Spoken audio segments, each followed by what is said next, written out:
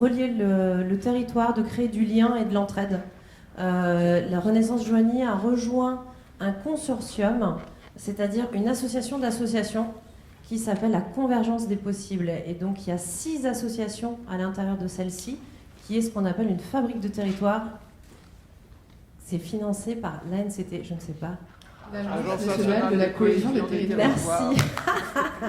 Donc voilà, donc la Convergence des possibles nous a fait monter à l'échelle au-dessus. Donc c'est co-organisé par Renaissance Joigny et par la Convergence des possibles.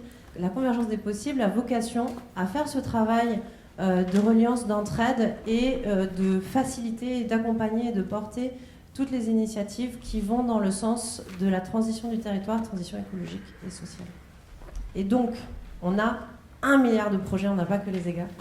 Et pas que, parce qu'en fait, on travaille avec ces 6 associations-là, mais beaucoup plus, on a ce qu'on appelle un écosystème qui est composé d'une 50aine d'associations qui va à Joigny, mais qui va bien au-delà. On parle souvent de territoire, et si vous n'êtes pas forcément du coin, quand on parle du territoire, on parle du PETR.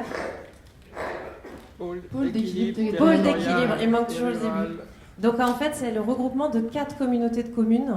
Donc Violette l'a très bien décrit tout à l'heure. Donc c'est un territoire qui est assez grand et qui bouge bien. Et donc là, on va vous montrer ce qui se passe au niveau citoyen.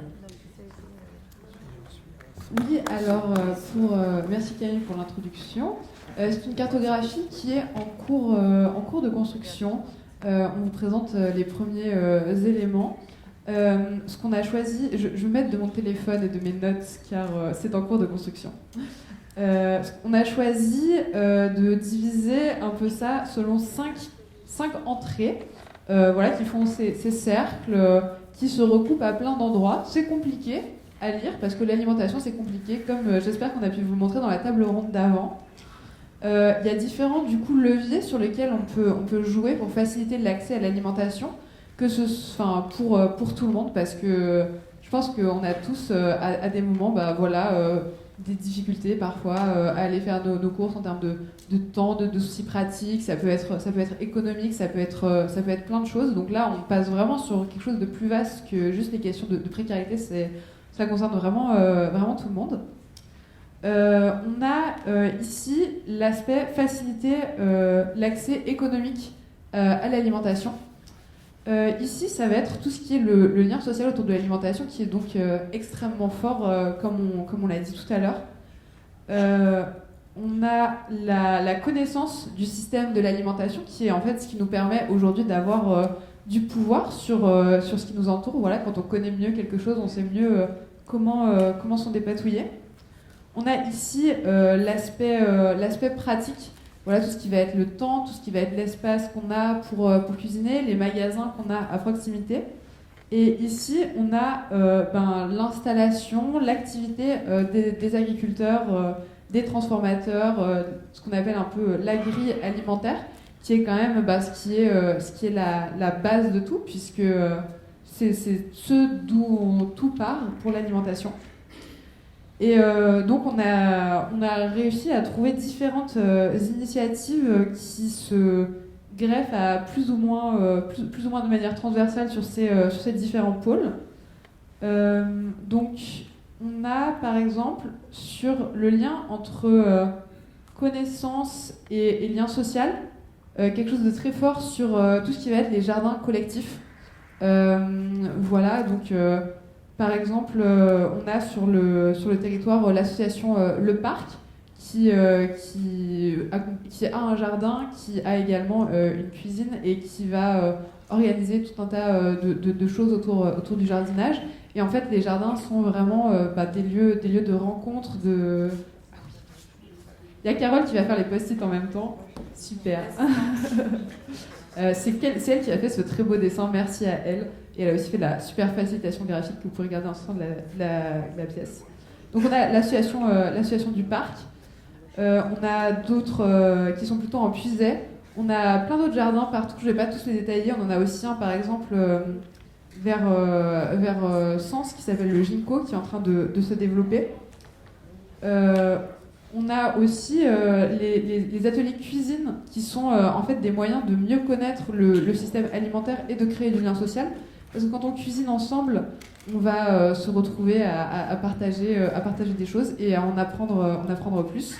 Et là, on a voulu vous parler un petit peu de l'école comestible, du coup, qui est notamment portée par Camille et qui va se lancer très prochainement, il me semble, donc de faire des ateliers de cuisine dans les écoles avec les enfants et avec un souci de rendre ça vraiment facile à mettre en place avec des choses qui ne nécessitent pas de cuisson et qui peuvent être vraiment faciles aussi pour les écoles de s'en saisir. Ça va également du coup entre le lien social et la connaissance.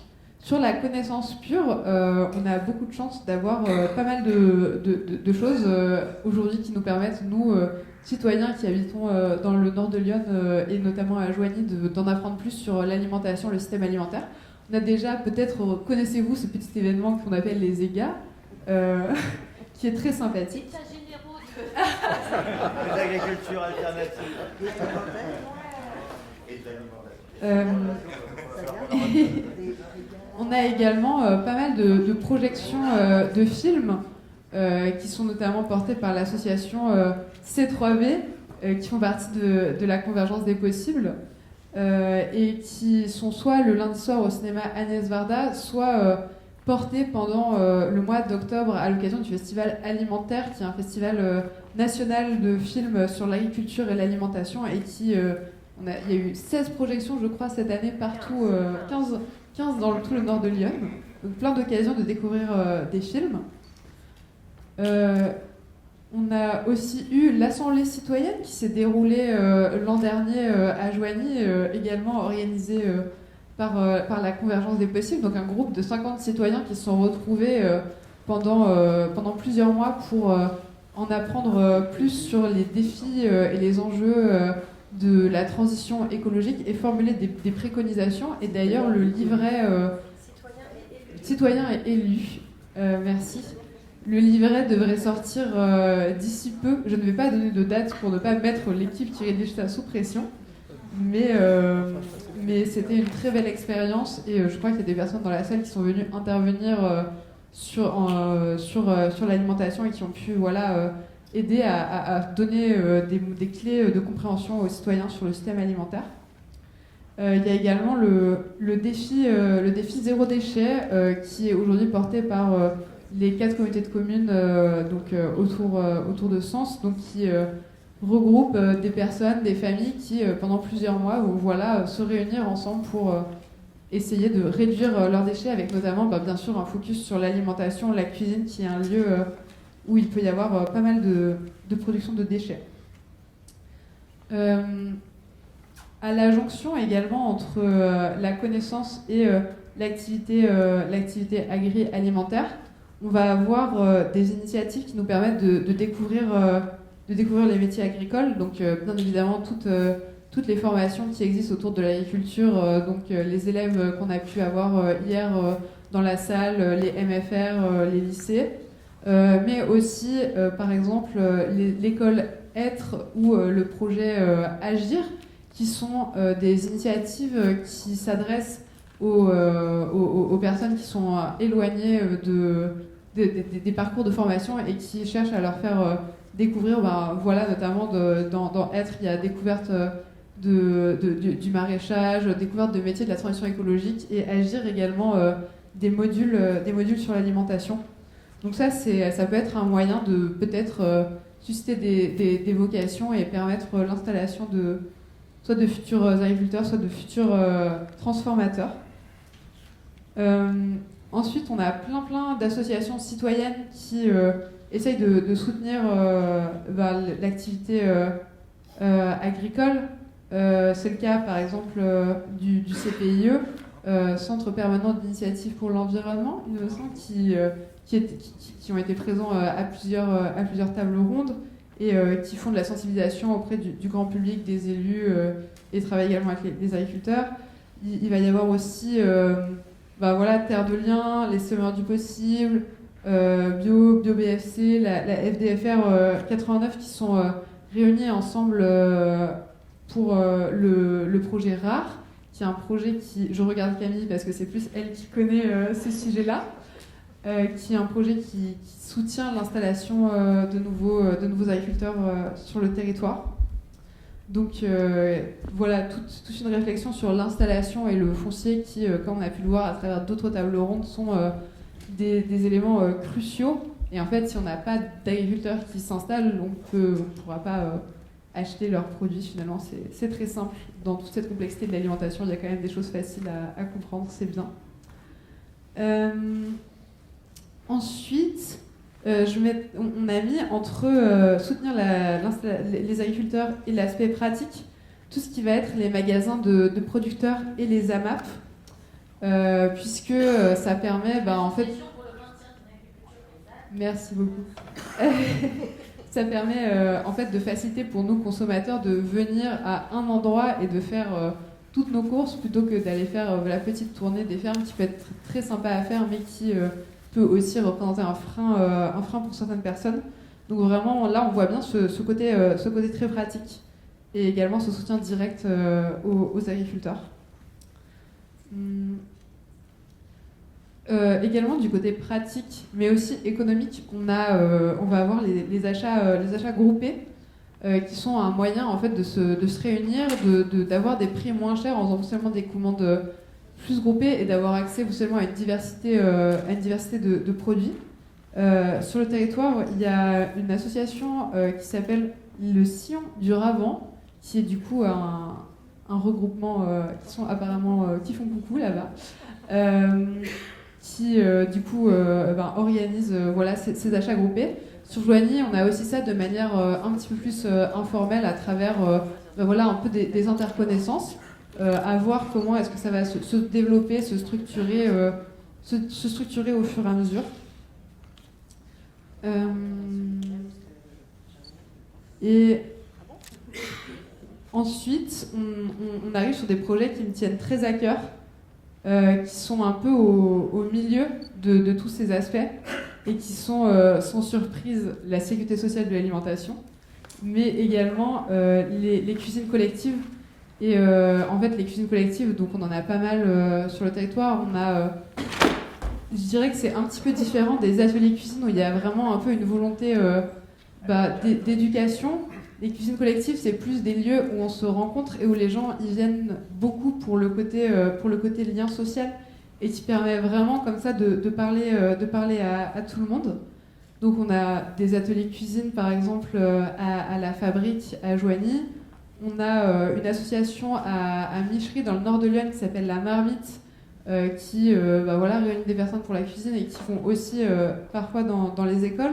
Et on a du coup cette cantine solidaire qui est en train de se monter sur Joigny et qui vraiment permet à la fois, cet atelier cuisine, ces cuisines collectives, ça crée du lien social, c'est un lieu où on en apprend plus sur l'alimentation en parlant avec les gens et en fait sans même s'en rendre compte, en fait, du coup c'est très agréable. Ça débloque l'aspect pratique, pour peut-être des personnes qui ont des petites cuisines.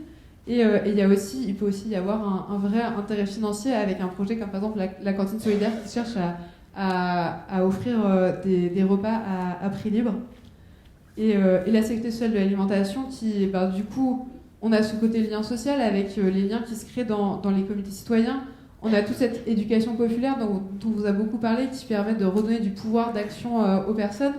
On a ce soutien aux agriculteurs, puisque l'objectif, c'est vraiment d'aller soutenir la production conventionnée des agriculteurs le plus possible, ou en tout cas des magasins proches des producteurs. On peut aussi avoir ce côté pratique, puisque finalement, en rencontrant des personnes, en se regroupant, ça peut peut-être faciliter la manière dont on approche l'alimentation. Et on a bien sûr ce côté économique, c'est vraiment un projet de redistribution des richesses, finalement, quelque chose que la Sécu fait déjà depuis longtemps, de se mettre en commun et de se dire, de créer des nouvelles solidarités entre les personnes. Donc voilà, cette cartographie, il se passe beaucoup de choses, comme vous pouvez le voir. Si vous avez envie de vous impliquer dans ces différentes initiatives, si vous avez le temps, l'énergie, bien sûr, je pense que c'est que des initiatives qui ont besoin de force aujourd'hui Et on sait combien le contexte est compliqué pour tout le monde. C'est un projet qui du coup continuera à se construire. Là on a une forme avec des petits post-it, on va voir comment est-ce qu'elle peut évoluer par la suite. Et on est content d'avoir entamé ce travail avec Camille. Ça nous permet de vraiment dessiner un petit peu le projet d'alimentation qu'on peut avoir sur notre territoire en tant que citoyen. Merci pour votre attention.